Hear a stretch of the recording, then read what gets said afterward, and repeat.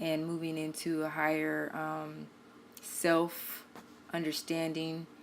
I've just been trying to get back into being able to function productively in a third dimension mind frame, when a material frame of mind, keeping my feet grounded in this reality. Because once you find out that you're much more than this body,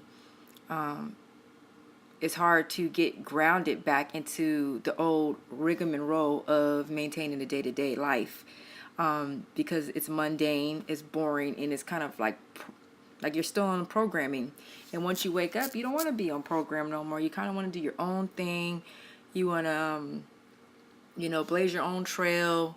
And it's this is what my video is about today.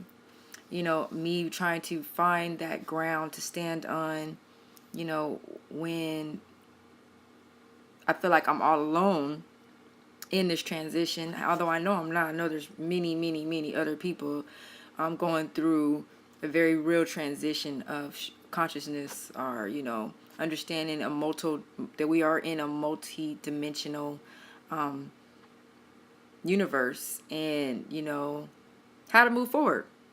So after my awakening and doing all the meditating and getting all kind of weird interactions, like the universe sending me all kind of signs and what have you, what I've realized is that you can get lost into that world if you let it take you there. If you don't come back to earth, you'll for real be lost. And that's when they start putting people in mental homes, because they can't get back into the reality of this dimension. So you have to be able to cope and be multidimensional. And just really what helps me first and foremost is that I'm glad that my vibration has been so great, because I've been able to vibrate and connect with other people that are going through the same thing as me. So I don't feel crazy, and separating myself from those that no longer resonate on the same vibrational path as me, and that's been kind of hard, because it's a challenge when you've made a whole bunch of connections with loved ones, friends, long relatives, family, and you no longer see things the same way, and that difference makes you an outcast. So just basically owning it. Hey, you have to learn that in life, people change, things change, situations change. In life, there's seasons, there's reasons, and to push forward and never change the path in which you're on in your own journey, because this is an individual life journey.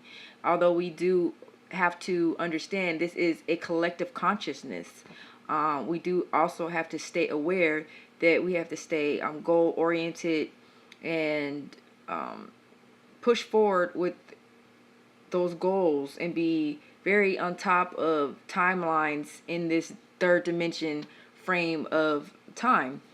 Knowing that, if you've already made a picture of a future or a vision of that, just knowing that all it's going to take is the time and the energy now to actually place your third dimension body into that fifth or sixth dimension that you've already visioned, like that you've already seen in the future for yourself. Just staying on the path to get you there.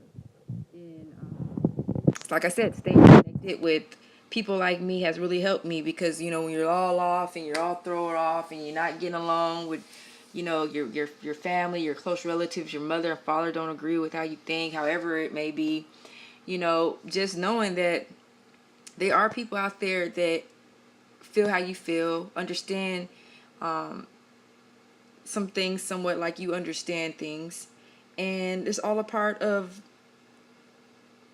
elevating into oneness, understanding who you are first before you can even be a part of this collective consciousness. Because this is not a movement, this is a paradigm shift. This is it. This is a reality that so many people can't even grasp, because they are so stuck on the program and the fact that they are in a flesh. They don't understand that they're actually a spirit with flesh. They're not actually the flesh with a spirit.